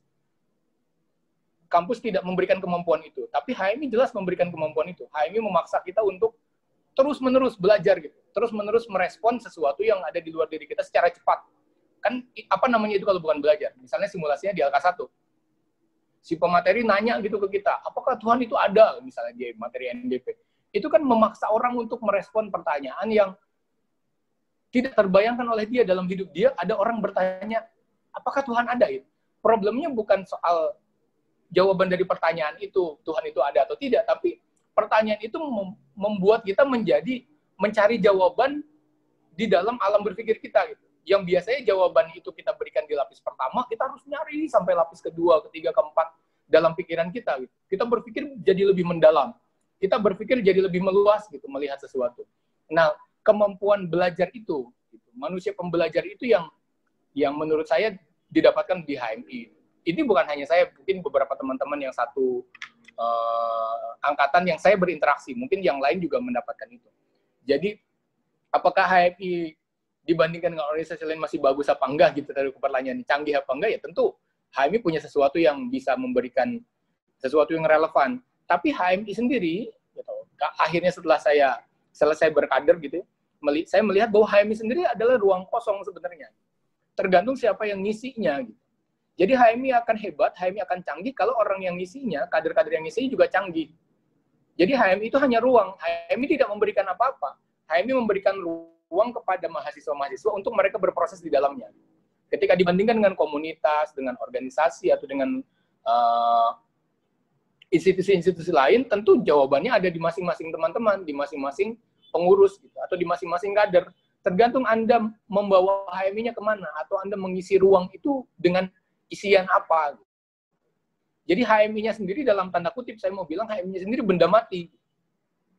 Tentu ada sejarah, gitu, ada teks, ada kolektif memori di dalamnya. Tapi yang kolektif memori itu sendiri adalah orang kan, kita pelajari misalnya. Cak Nur jelas seorang manusia pembelajar. Ayahanda Lafran jelas manusia pembelajar. Setelahnya tokoh-tokoh besar lagi siapa, Bang Akbar Tanjung jelas manusia pembelajar di bidangnya masing-masing. Nah, dia jadi besar karena dia ada di sebuah ekosistem di mana dia bisa belajar. Jadi HMI itu ruang aja gitu. Kalau HMI-nya mau canggih, ya orang-orang yang ngisinya juga harus bisa membawa dan mengisinya ke arah yang canggih. Tergantung definisinya canggih itu apa. Kalau buat saya definisi canggih itu ya soft skill itu tadi yang menurut World Economic Forum aja itu ternyata dianggap canggih, apalagi menurut lembaga yang lain.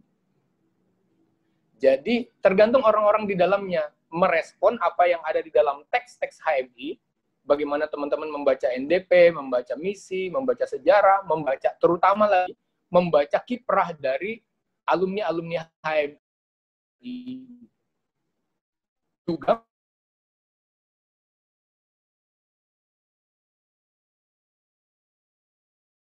atau situasi di luar HMI, apa namanya kalau gitu. Kecerdasan untuk belajar beda. Mungkin itu ya responnya ya. Soal yang kedua nanti bisa segera dikirim.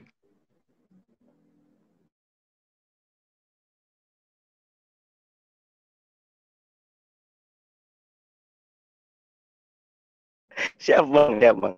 Ya, silakan bagi teman-teman yang lain.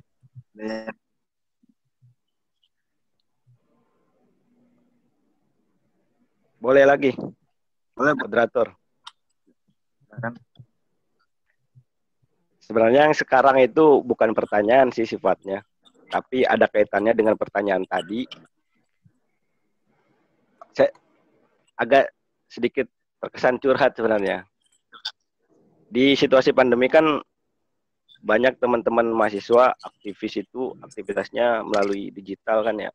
Terus juga banyak bermunculan komunitas-komunitas dan kemudian melihat teman-teman kader HMI juga sebagian gitu banyak yang juga beralih untuk mengikuti beberapa komunitas dan mereka antusias sehingga di HMI sendiri pun bukan meninggalkan ya, intensitasnya lebih kepada komunitas. Dan saya agak resah juga sebenarnya kenapa lebih antusias kepada komunitas sedangkan komunitas yang hari ini muncul pun saya rasa kalau saya amati ya ikuti ya anak-anak HMI seperti misalnya senior-senior HMI lah seperti misalnya kayak Millennial Face, Bang Daniel, kemudian banyaklah komunitas-komunitas lain yang hari ini muncul juga inisiatornya itu dari para senior-senior HMI. Artinya ya buat ke teman-teman kader khususnya di cabang saya, oke, silakan aktivitas dan itu bagus, inklusif, aktif di berbagai komunitas. Juga jangan kemudian intensitasnya itu lebih berat ke komunitas, sehingga HMI-nya menjadi yang nggak ada isinya gitu. Jangan sampai begitu. Mungkin itu curhatannya, Bang. Terima kasih. Udah 40 orang lebih yang mendengar curhatnya. Silakan kalau yang lain ada.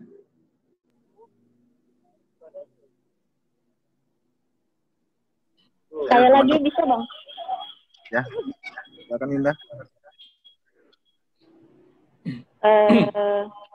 Terkait kan sekarang kan pandemi nih. Sementara beberapa bulan belakangan kayak training HMI sedang mandek gitu. Kemudian kita dari BPLPB HMI mencoba merancang perkaderan secara virtual kan, Bang. Tapi setelah dapat statement dari Abang gitu, bahwasannya misalkan NDP tidak bisa karena kita mencoba merespon teman-teman yang dari cabang, misalkan dari komisariat, mereka ingin mengadakan perkaderan, kita berusaha untuk memberikan solusi lain gitu. Kita kan nggak bisa ketemu dan sebagainya, berkumpul banyak-banyak. Gitu. Kemudian kita mencoba membuat merancang juknis untuk perkaderan secara virtual.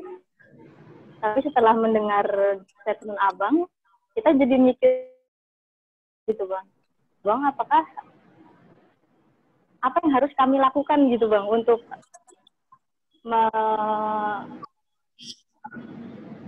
menghadapi hal ini gitu. Sementara pandemi nggak bisa rame-rame mengadakan training gitu. Apakah kita harus mengadakan protokol COVID untuk melaksanakan suatu training gitu? Atau ada cara lain yang menurut Abang lebih efisien gitu, Bang? Kan via digitalisasinya. Terima kasih Bang Daniel, mohon masukannya.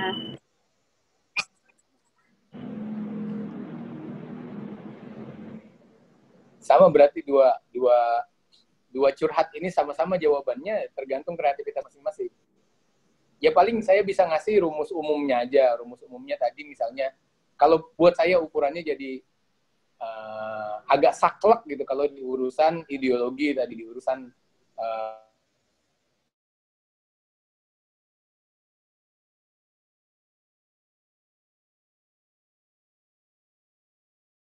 tren formal. Keren nggak nih? Ada ya? Kedengaran. Halo? Kedengaran, Bang. Oh, oke, sorry. Saya lanjut ya. Takutnya jaringan. Tadi itu kata kuncinya kalau kita bicara training formal, interaksi. Tapi kan HMI perkaderan bukan hanya training formal. Ada kajian, ada diskusi, ada forum curhat, ada macam-macam rekayasa atau engineering program atau engineering kegiatan yang bisa dibikin oleh pengurus. Nah, apa yang bisa dilakukan tentu banyak. Mediumnya jelas bisa YouTube, bisa Zoom, bisa Instagram, bisa grup WA. Yang penting ada interaksi. Interaksinya nggak mesti fisik gitu maksudnya kalau training non formal. Saya tidak menganjurkan kalau training formal lewat virtual ya, karena ada ukuran-ukuran yang harus jelas gitu soal tangkapan dan interaksi yang didapatkan peserta. Kalau yang non formal kajian dan lain-lain kan nggak harus berhenti ya, masih bisa terus lanjut gitu kajian-kajiannya atau kegiatan-kegiatannya. Apakah itu mempengaruhi kualitas HMI atau enggak? Tentu tergantung kepada institusi masing-masing, tempat teman-teman sekarang mengabdi masing-masing, tergantung pengurusnya atau tergantung pesertanya. Kalau rekrutmen itu susah ya mungkin ya apa boleh buat gitu, kita harus menunggu selesai untuk kita bikin rekrutmen karena kampus juga kan nggak masuk. Tapi nggak tahu ya, tergantung ukuran teman-teman yang masih jadi pengurus. Saya udah nggak terlalu paham nih sekarang urusan rekrutmen dan lain-lain. Terus soal yang pertanyaan tadi yang pertama soal kenapa HMI nggak menarik, yang lain menarik, ya karena skala prioritasnya beda. Skala prioritasnya HMI sama skala prioritasnya komunitas tentu beda. Skala prioritas HMI bukan sekedar aktivitas, tapi juga perkaderan. Skala prioritasnya komunitas atau organisasi lainnya sekedar bikin aktivitas aja gitu. Tentu nggak bisa dikomparasi gitu ya, beda-beda. Skala prioritasnya komunitas atau organisasi lain mungkin kuantitas, jumlah. Secara skala prioritasnya HMI mungkin kualitas, bukan jumlah. Tentu ukurannya beda-beda. Tergantung teman-teman mengelolanya dengan baik. Nah, tantangan-tantangan seperti ini, itulah yang menguji, itulah yang melatih kreativitas. itu mahal. Kalau kreativitas itu dibaca di buku atau kreativitas itu didapat dari ceramah orang-orang yang kreatif, misalnya kamu nonton YouTube-nya Steve Jobs atau YouTube-nya Elon Musk atau YouTube-nya Panji kan sering ngomongin kreativitas. Nah, kreativitas itu tidak didapat secara satu arah seperti itu harusnya gitu ya. Tapi kreativitas dilatih. Nah, situasi pandemi, situasi HMI harus bersaing dengan komunitas organisasi lain, itu situasi di mana kreativitas kita diasah, bukan sekadar diperoleh si kreativitas, tapi diasah di dalam diri kita. Itu mungkin Mas, moderator. Ya Bang, silakan bagi kawan-kawan yang lain. Tuh, datanya sudah nurun. Bang Andi. Ya, silakan Saya Bang. Bang Solok. Oh ya, Assalamualaikum warahmatullahi wabarakatuh. Waalaikumsalam. Bang, saya mau nanya kepada Bang Daniel mengenai yang namanya sebuah video atau aplikasi. Bisa nggak kita selaku kader HMI itu membuat yang namanya materi HMI yang ada aplikasinya gitu. Maksudnya bukan hanya materi wajib saja atau NDP saja, tetapi di sana ada juga materi penunjang. Nah, dan di satu sisi di kader-kader HMI se-Indonesia ini untuk menghadapi era 4.0 ini, bisa enggak kader-kader HMI ini itu membuat yang namanya video YouTube yang berkaitan dengan materi-materi tersebut. Sehingga ketika ada LK1, LK2 maupun LK3, teman-teman ini tidak menonton dari materi saja. Jadi materi itu telah ada di video kan, karena secara video tersebut telah menggambarkan apa yang akan kita sampaikan. Kira-kira kalau begitu LK1-nya, LK1, LK2 atau LK3-nya bagaimana menurut Bang Daniel gitu?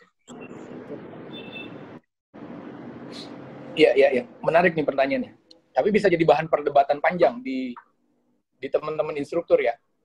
Mungkin udah ada ya bahan perdebatan itu. Saya baru dapat pertanyaan seperti ini. Pertama, tentu Andri ya, cabang Solok. Udah Andri harus lihat dulu di konstitusi, karena kita organisasi ya. Saya nggak punya jawaban pasti ini ya. Jawaban pastinya perlu cek dulu pedoman perkaderan, konstitusi, ada aturan baku organisasi sekitar.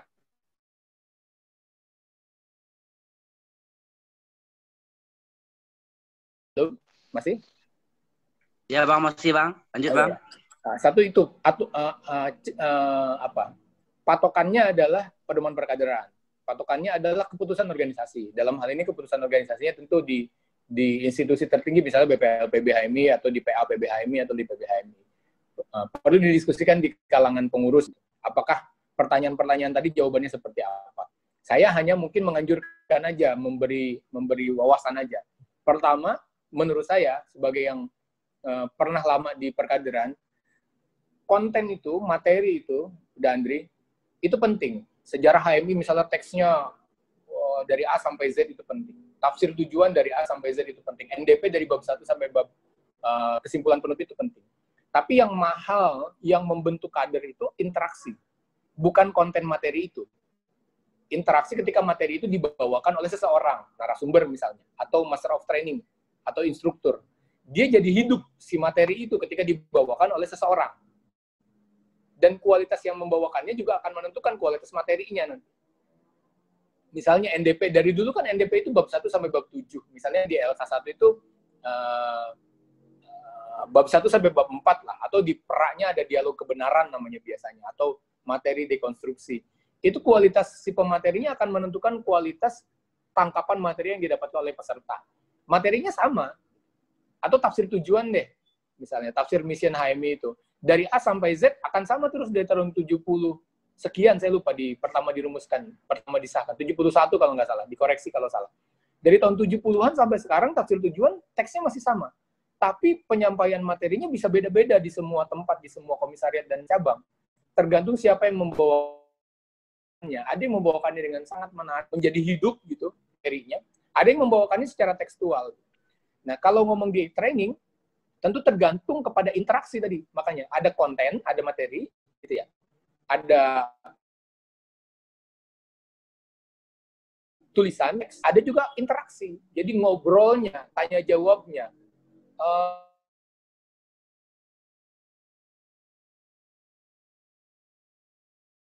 Dia bicara atau belum, tidur atau belum, itu menentukan nanti kualitas yang dia dapat.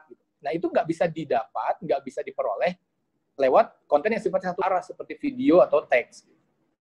Kalau saya ya, kecuali sifatnya materi-materi yang komplementer, materi-materi tambahan, misalnya materi tentang atribut dan kesekretariatan. Itu kan template ya, itu kan udah ada baku, nggak bisa bikin sesuatu inisiatif, misalnya tiba-tiba surat HMI itu harus gini.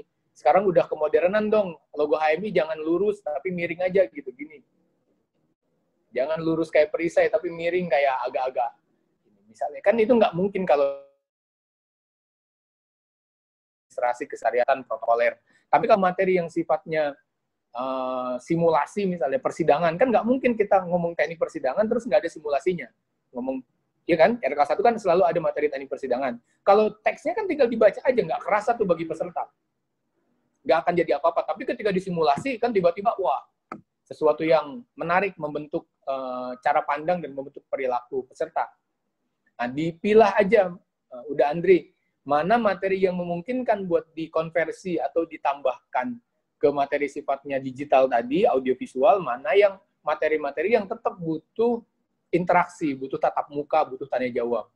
Kalau dalam pikiran saya, yang penting-penting materi inti agak susah buat kita konversi.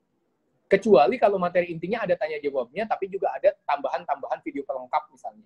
Misalnya materi-materi NDP yang sifatnya standar di nasional, misalnya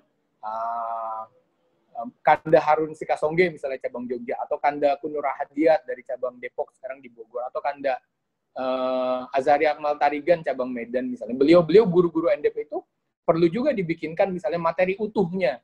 2 jam, 3 jam beliau bicara NDP. Itu bisa ditonton oleh teman-teman dimanapun di komisariat. Tapi jangan itu dijadikan materi utama. Itu materi referensi pelengkap.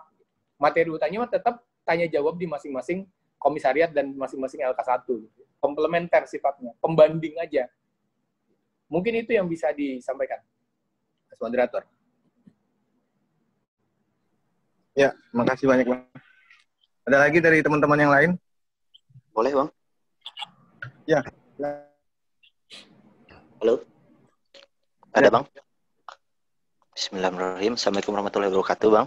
Perkenalkan, saya Fajar Setiawan dari Kabupaten Bandung, Bang. Siap.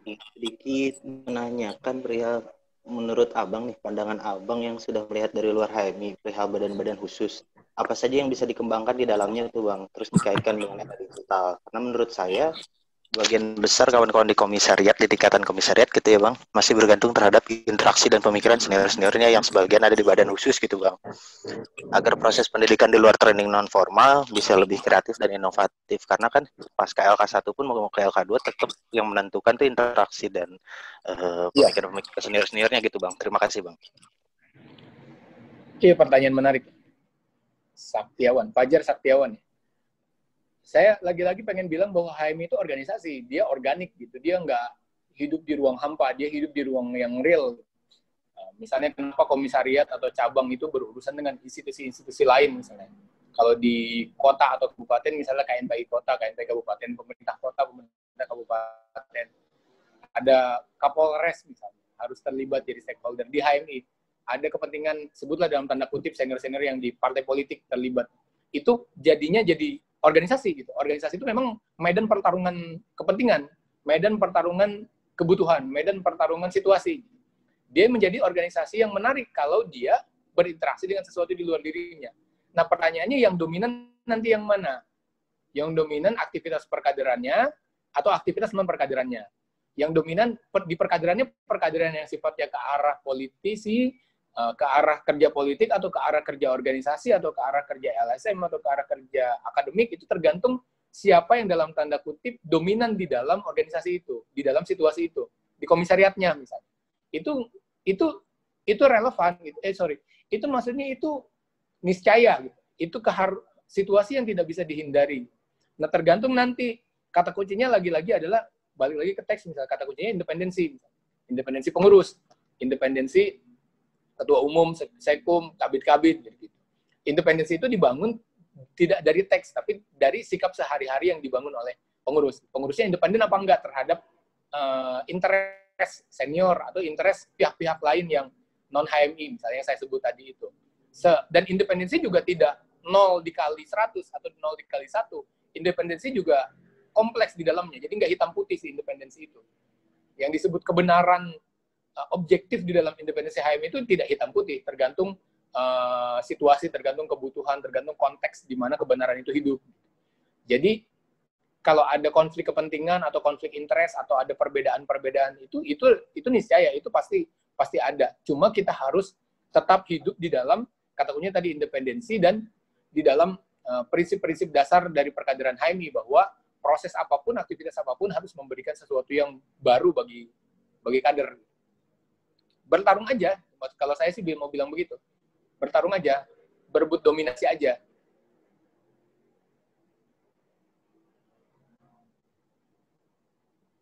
Itu mungkin.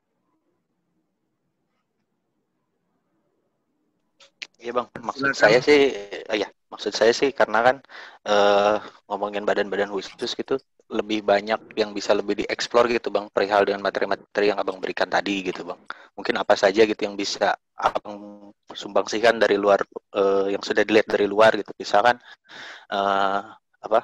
bidang kajian ya atau apalah gitu. Saya sebetulnya udah nggak aktif di HMI sih bang, cuma maksudnya saya selaku yang sudah di luar juga ingin memberikan pemikiran-pemikiran itu gitu bang.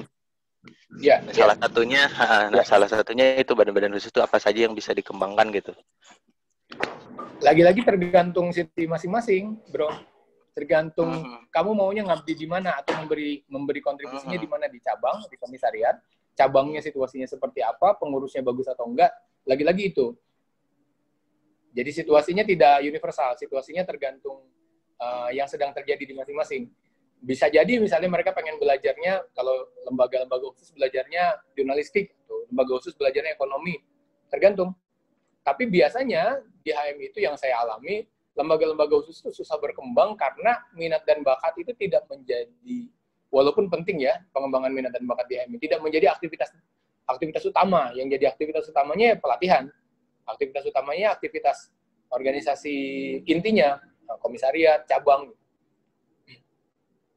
Waktunya akan habis gitu. Kalau ngomong tadi lembaga-lembaga khusus, waktunya akan habis untuk mengurusi organisasi intinya.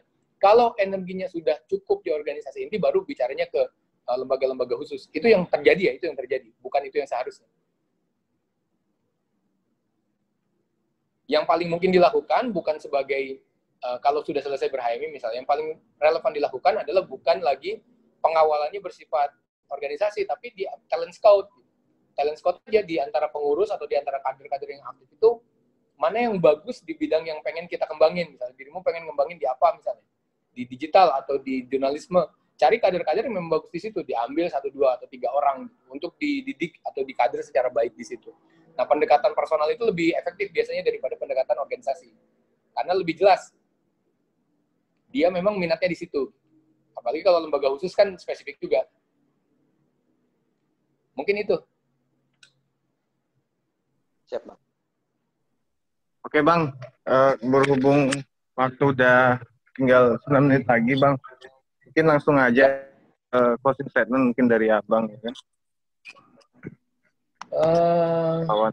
Iya, saya sebenarnya pengen memantik diskusi aja untuk jadi diskusi di teman-teman instruktur bahwa era digital itu bukan sesuatu yang asing bagi HMI harusnya. Jadi yang ada di dalam era digital itu memang ada perkembangan teknologi. Yang dimaksud teknologi itu ada alat-alat baru, ada gadget, ada segala macam device, dan ada sistem operasi yang sifatnya baru, ada tren pengembangan AI, artificial intelligence, ada tren pengembangan machine learning. Tapi sumber dari perkembangan dan revolusi digital itu adalah isi kepala manusia gitu. Si manusialah tolak ukur dari perkembangan itu. Jadi kalau ngomong manusia berarti HMI juga bisa ikut ngomong. HMI nggak mungkin memproduksi HP gitu ya, karena memang tidak didesain ke sana. HMI tidak didesain untuk menjadi sebuah perusahaan teknologi misalnya, enggak. Tapi HMI mendidik dan menciptakan manusia-manusia digital. Gitu maksudnya. manusia-manusia yang tidak kehilangan relevansi di era digital. Jadi kalau kita bicara perkaderan, HMI tadi jelas ada sejarah, ada konten, ada materi, ada value, ada memori kolektif, ada tokoh-tokoh, itu tidak bisa ditinggalkan. Tapi HMI juga harus memperkuat basis perkaderannya tadi, yaitu manusianya. Ya, misalnya kalau kita ngomong era digital tadi, ada kompleks problem solving, ada kreativitas, ada kepemimpinan, ada analytical thinking, ada critical thinking, ada skill yang dibutuhkan di era digital yang sudah ada inherent di dalam perkaderan HMI. Perkuat itu, kemudian kembangkan juga skills di technical skills digital gitu, biar kita nggak kehilangan relevansi.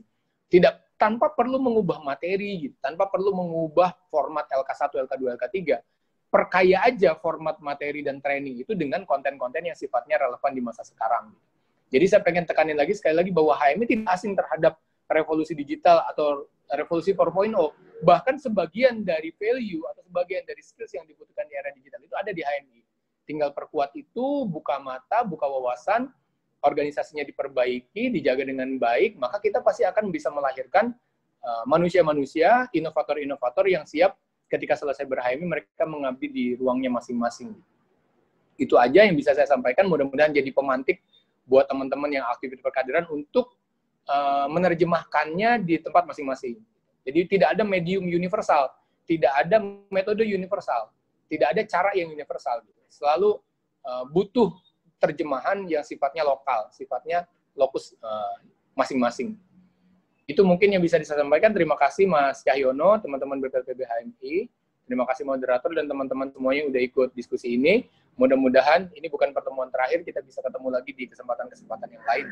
Mudah-mudahan pandeminya juga segera berakhir. Ada pesan sponsor sedikit.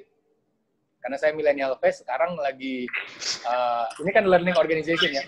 Saya pengen ngajak teman-teman untuk belajar digital skills, belajar business development, belajar skill yang selama ini mungkin tidak terlalu banyak di HMI.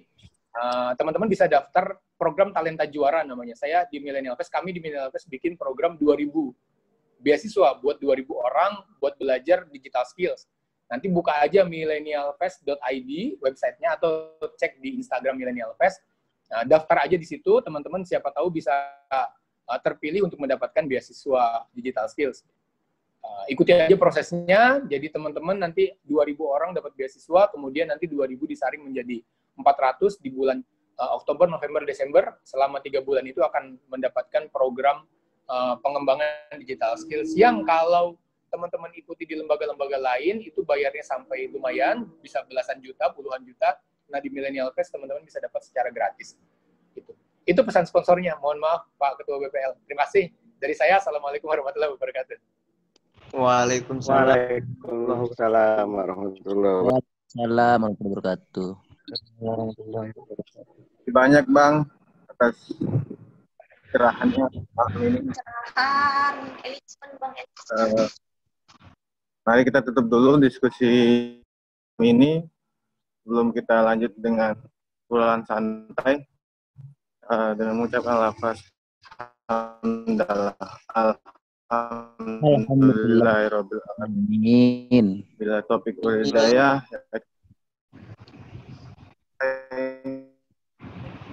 Assalamualaikum warahmatullahi wabarakatuh. Waalaikumsalam warahmatullahi wabarakatuh. Makasih Bang Daniel. Terima kasih Bang Daniel.